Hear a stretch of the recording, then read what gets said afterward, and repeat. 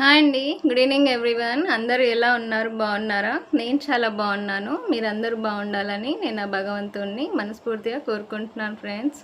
And once again మీ అందరికీ శ్రీరామనవమి శుభాకాంక్షలు friends. అయితే నేను ఈరోజు ఈ వీడియో తీయడానికి ఒక కారణం అయితే ఉందండి. అంతకన్నా ముందు మీతో ఒక విషయం అనేది షేర్ చేసుకోవాలి. అదేంటంటే నా యూట్యూబ్ ఛానల్లో ఇంతవరకు నేను అప్లోడ్ చేసింది ఓన్లీ షార్ట్సేనండి. ఫర్ ద ఫస్ట్ టైం ఈరోజు నేను వీడియో అనేది పెడుతున్నాను.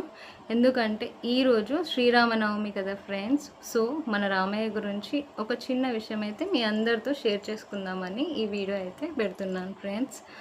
అయితే ఆ విషయం ఏంటంటే మన రామయ్య నివసించే అందమైన అయోధ్యలో సీతమ్మ తల్లి అలంకరించుకొని తన పాపిట్లో సింధూరం ధరించే సమయంలో ఆంజనేయ స్వామి చాటుగా చూస్తాడు. అప్పుడు సీతమ్మ తల్లిని ఇలా అడుగుతాడు, తల్లి నువ్వు ప్రతిరోజు నీ పాపిట్లో సింధూరం అనేది ఎందుకు ధరిస్తావని. అప్పుడు సీతమ్మ తల్లి హనుమాతో ఇలా అంటుంది, హనుమ నేను ప్రతిరోజు నా పాపిట్లో సింధూరం అనేది ధరించడం వల్ల నా రాముడు దీర్ఘాయుష్మంతుడు అవుతాడు. ఇంకా తన రాజ్యం పట్ల తనకు కీర్తి ప్రతిష్టలు అనేవి లభిస్తాయని అంటుంది. అప్పుడు ఆంజనేయ స్వామి ఆ మాట విని తను కూడా సింధూరాన్ని తన వల్లంతా పూసుకొని అయోధ్యలో ఉన్న రాముడు సీతమ్మ వద్దకు వెళుతాడు. అక్కడ ఉన్న అయోధ్య ప్రజలు ఆంజనేయ స్వామిని ఆ రూపంలో చూసి హేళనగా నవ్వుతారు. అప్పుడు శ్రీరాముడు సంతోషంతో ఆంజనేయ స్వామిని తన గుండెలకు హత్తుకుంటాడు.